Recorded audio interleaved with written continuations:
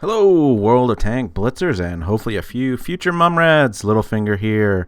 Today, I am doing a full review of the Chi-He. You can see it here in the garage. This is a Japanese Tier 4 medium tank. Basically, no armor, great gun with the standout quality of this tank is the 15 degrees of negative gun depression. This is a tank you want to play on the hills for sure. Let me just take a quick look at the tech tree, even though there's not much to look at here. All of these tanks have great guns, very little armor, and fairly good mobility. And you can see I've worked my way all the way up to the STB1. Enjoying that tank, although my win rate's not as great in it. You can see here that Chi-He, I've got 37 battles, 72% win rate, doing about 766 damage per game. So, I enjoy playing this tank, but keep in mind you cannot get exposed or else you will get penetrated. So let's take a look here at consumables. This is fairly standard for me: repair kit, multi-purpose, and adrenaline. Provisions, I'm running all three, which is standard fuel, white rice, and protective kit. Ammunition, 48 rounds of AP, 22 of the APC. Actually, it's just the AP, higher penetrating AP, and then 10 rounds of HE. Your standard pen is 87 on average for the AP and 131 there for the Pramo round. And don't forget, you can change that to credits. It's only 2,000 a round, and your HE is 29. So let's take a look at how this tank compares to others in the tier. Alright, so here we are comparing the tier 4 medium tanks using blitzstars.com. Go check them out. Great website. Lots of useful information. This is their tank compare link. Again, blitzstars.com. Anyway, you see here we've got the Chi-He on the left and the rest of the tier 4 mediums to the right. DPM at 1334 is middle of the pack. Penetration 87, middle of the pack again. Alpha 90, middle of the pack again. And that's what you're going to find with this tank. Rate of fire, middle of the pack. There is nothing that stands out on this tank more than the gun depression. You look at the aim time there. It's right in line with all the other ones. Dispersion, right in line with all the other ones. But when we get down to depression, elevation 15 degrees. That is phenomenal. This tank is great on hills. So that's how you want to use this tank. Moving on to mobility. You can see here at 44 kilometers per hour. It does fairly well. PZ3 there, 64, obviously a little bit better. Engine horsepower 247, not great. It doesn't give you the best power to weight ratio. You're not going to be accelerating up hills on this tank, but what is nice is the terrain resistance is the lowest, so you're not going to get kind of slowed down by any type of terrain as much. What I also found interesting here was credit coefficient. It is almost the best in class there at 130%. So have a good game in this and you're going to make some good credits. View range is right in line with the rest of the tanks, and obviously hit points right in line also. Like I said, this tank is nothing special other than the gun depression. You look at the hull armor. Again, you've seen a lot of green on those other tanks, meaning they're better. So I think the key is how you set it up and how you play it, which we'll review in the gameplay. Alright, so here's our equipment setup for the Chi-He. Like I've said in some previous reviews with this new equipment, I'm not going to be going past level 1 with any of these lower tier tanks. So you just don't have enough spare parts. And with level 1 being used by credits, it's fairly easy to equip. So anyway, looking at combat power here, you've got gun rammer, which gives you an extra 1 round of shots per minute, which equates to about 90 hit points, versus increasing your penetration by 4 on the standard AP. So to me, I'd rather get the extra shot in there per minute. So I'm going to go with that one. Vitality, this one helps with the fires, ammo racks, etc. Whereas enhanced cabin, that helps with protecting your crew. I carry 2 repair kits, so I'm not so worried about the crew as I am about ammo racks, so I am choosing the protected module. Specialization, improved optics versus camo net. Again, this is probably a toss-up for this tank because you do want to play it on hills, and you're not extremely mobile in the tank, but most of the maps are pretty small, so I prefer the longer view range. Enhanced gun lane drive is level 2. You have to use spare parts to equip these, and then you also have to wait your timer delay, versus supercharging your shell velocity and not losing as much penetration over distance. So again, I would go with the enhanced gun lane drive, get that aim time down as much as possible.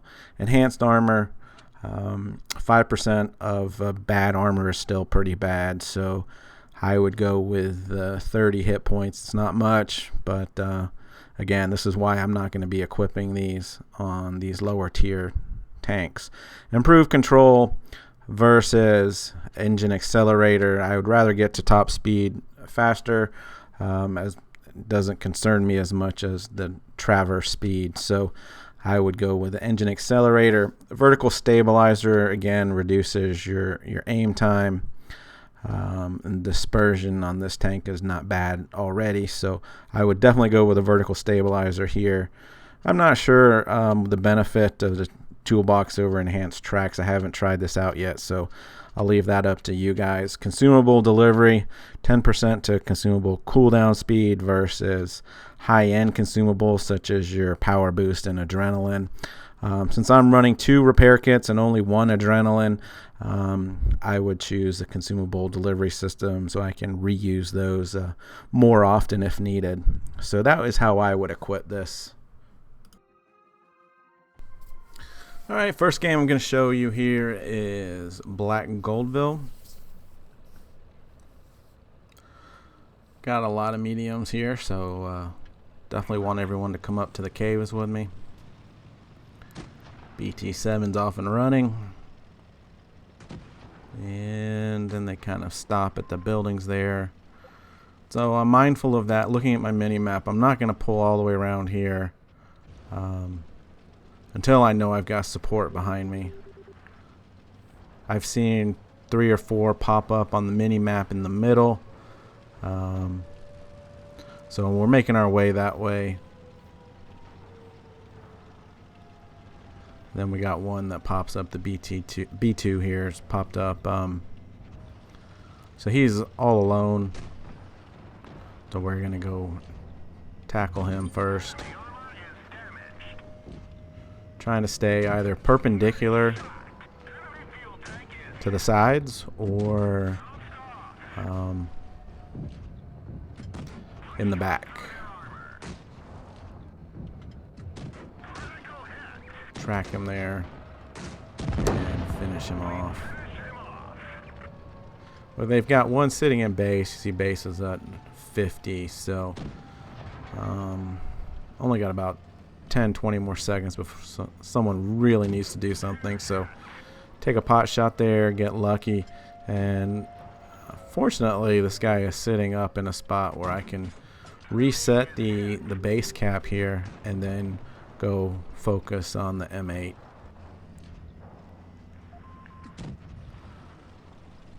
Missed that shot on the move, but we come in and finish him off on the drive-by. And again, the cap's going back up. This might have been a bad decision here, but I decided to go take on the M2. hoping that I can get up on the hill, use my gun depression, and the rest of my team's folding, which is why this probably doesn't turn out to be the best move. But anyway, we're committed now to the base.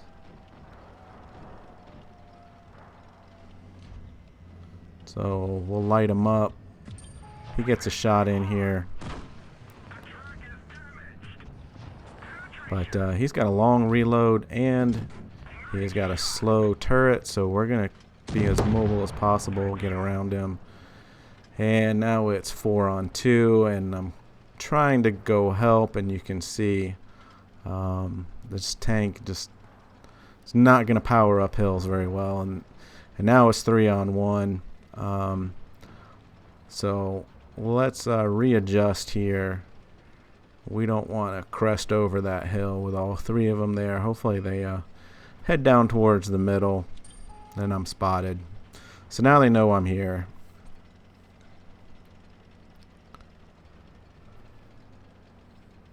So I'm coming up. First one gets spotted.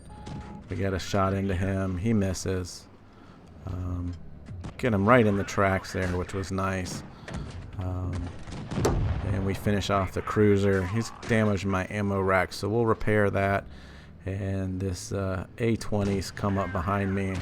Want to make sure I get him. And this right there, that miss, probably is the difference in the game.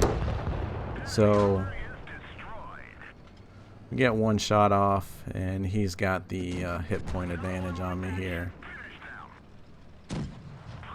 And just hoping for one last lucky bounce. And not to be. We finish with 5 kills, 1,392 damage.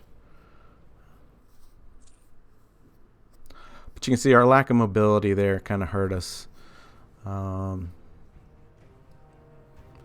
the map awareness certainly made this more of a competitive game than it really should have been.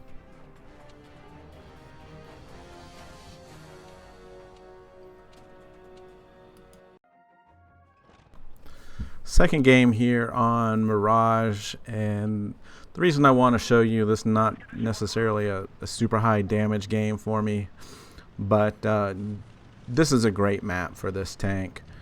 The ability to use these hills. My team's moving off and doing some good spotting here, and you can see we can just pull all the way back. We're not showing anything but our turret at this point in time, and gonna go ahead and finish him off for the kill. M5 Stewart here, get a shot in. I was gonna talk about the accuracy of the gun, but that second shot there misses. So got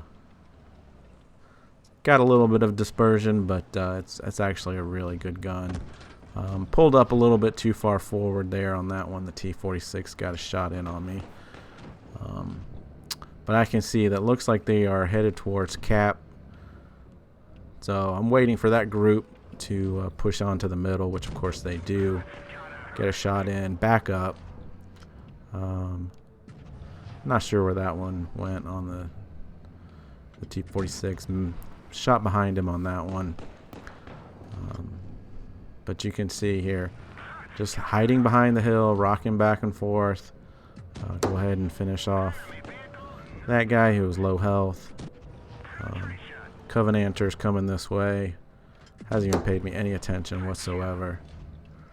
And there's that T-46 again. Get another nice shot into him. So the reload on the tank is nice. You can see here aim time's pretty good.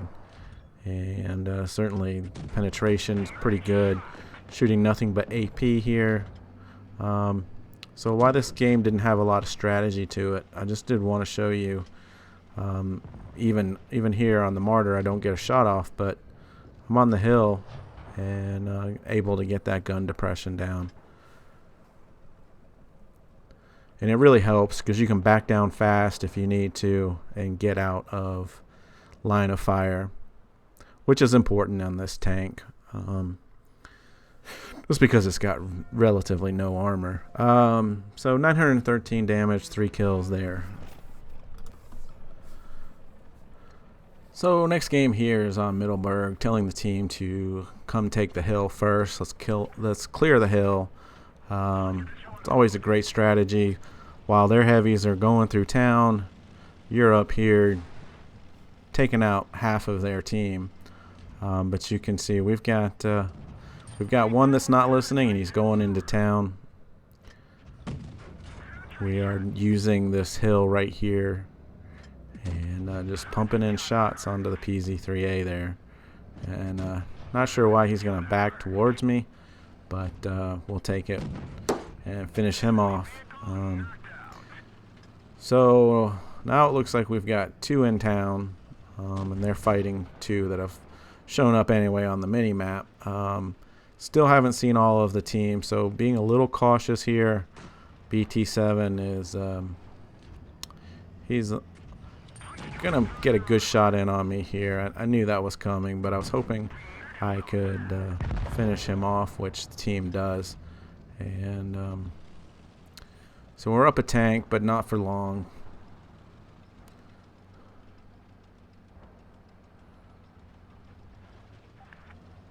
Our B1 went into town and died alone there. So anyway, what I'm going to do here, and another great use of this tank, and there's not many tanks in this game that can do this, but coming up to this ridge here, and I can get that gun depression down. I was waiting for him to give me a nice shot on the side,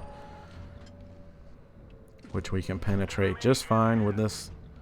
As long as you see we got red in the front, but we can even shoot at the wheel there, track him, and get another shot in. And the team finishes him off. Now, we're up a tank at this point in time, but this BT, I don't understand why you would push into an area where you know there's 3 tanks. So I'm going to come down, and I kind of pay the price for this here in a minute, but you can see all 3 tanks come across, and now I just want to get down off of this hill, and one of them gets a good shot on me. But I just want to get down off this hill and get down to safety. And you can see here with the very good accuracy, we get that shot in. And not sure why he backs up there, but we'll take it at this point. Now, I figure that DW's headed my way. He knows I'm here. You know, one-on-one, he's going to win that battle every time. So I'm going to go ahead and relocate up the hill here. I'm checking behind myself just in case. And A20 comes and rams into me. I don't want him going down that way for the same reason I just said before. DW is going to be there. So what I'm doing here is just buying some time and trying to see if we can't surprise them. It'd be great if the A20 would go around the other side and we'd flank them from each side.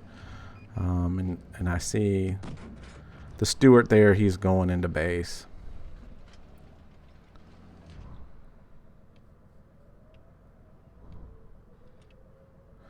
Take a pot shot, hope for the best. But what I'm going to do here is I'm going to swing out left and hopefully surprise them.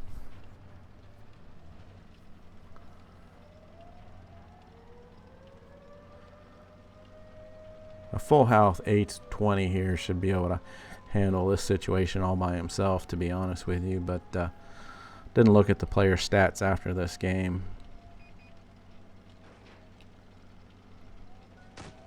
So we've got the Stewart lined up, get a shot into him, and kind of pay the price here. He turns, we get 2 shots in, and he gets 3 shots in. Now I'm down to 1 shot, and DW's headed this way, so I'm going to book it on out of here. I can't take on a DW head-to-head, being only a 1 shot to him. So I'm going to drive around trying to avoid the cars that might slow me down here, and just stay ahead of this DW. We got a little bit more mobility than him, but not much. So Stewart has gone around the outside, which allows us to take him out. Now I probably should have just circled back here, maybe use that rock as cover, but he's gone back to base. So just trying to keep that A20 going the opposite direction for me. So I'm going to peek around here. Figure he's looking at the A20 who just shot him. He sure is. We get a shot into him here. And now he is going to just head our way. And difference there is I missed that shot. Going to get one more shot into him, and he's going to finish me off. So I think that A20 is still full health. Oh, no, half health. But he's a two-shot. Misses there. Gets one round to land. So I'm going to instruct him here in a second to use APCR. But my guess is he doesn't understand.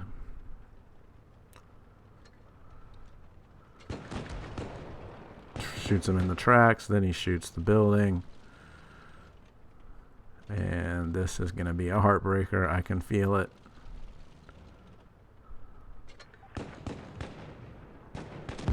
Two hit points left.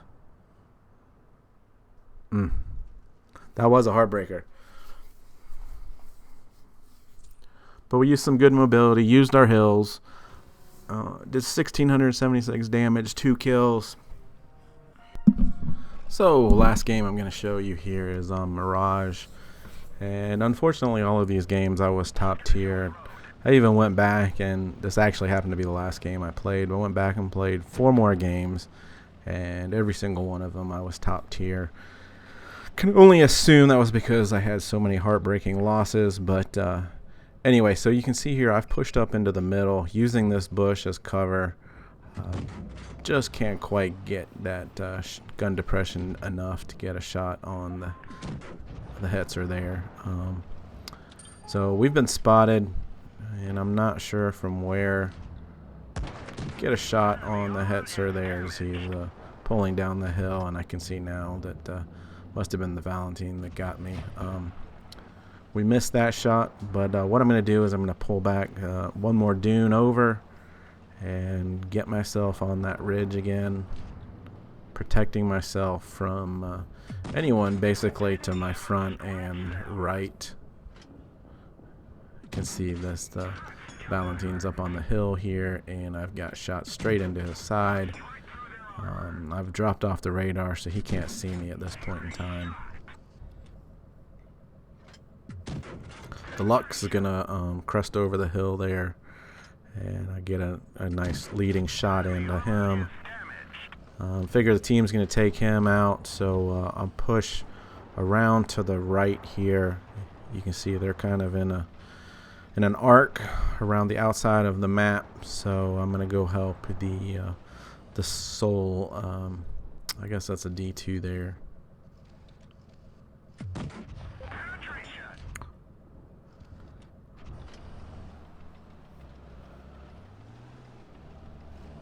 So now I'm thinking the weaker point here is in the middle of the map, and I'm hidden behind this bush. Got him tracked, and finish him off with 3 straight shots. Hetzer in the BT7 over there. We've got 2 sitting down in the low point here, so I'm going to crest over this hill. And I probably should have taken my first shot at the T40 because he turns around and gets a shot into me. Team takes him out. That shoe goes flying past him. I don't know what he was trying to do, but it was good. He distracted him, and I think he ends up getting the kill anyway. Yeah, he does. So I've spent this whole game basically on the side of a hill, and why not just see if we can't get this BT7. We just missed a little bit too high.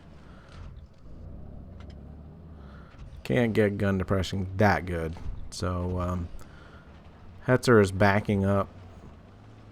I don't want to go on to him head first. If he gets a nice HE shot into me, I could probably get killed by him. So this is the downside to this tank here. 30 kilometers per hour. And we're going to lose that down to 20 going up the hill there. And we've got another hill. And this is just that power to weight ratio is just not great. As you can see, look at this. 18, 13, 9. We can barely make it over that hill. But anyway, so we're going to come up behind this Hetzer, and he's actually done a good job aiming for the track there, but I was on the move full speed, and luckily he misses. He's backed up into this building, so we're just going to wedge him here, and nothing he can do. And luckily that BT backs up into my last shot there. So what a great hill fighting tank. You don't want to take this into towns, and you're just going to get hit all over. So take this onto the hills wherever possible, and you can see you can do 12, 14, 1600 damage in this tank fairly regularly. So again, guys, hope you enjoyed this review of the Chihi Tier 4 medium Japanese tank. Stay safe on the battlefield. Enjoy the game. Keep in mind it is just for fun. Get educated, not fingered. Littlefinger out.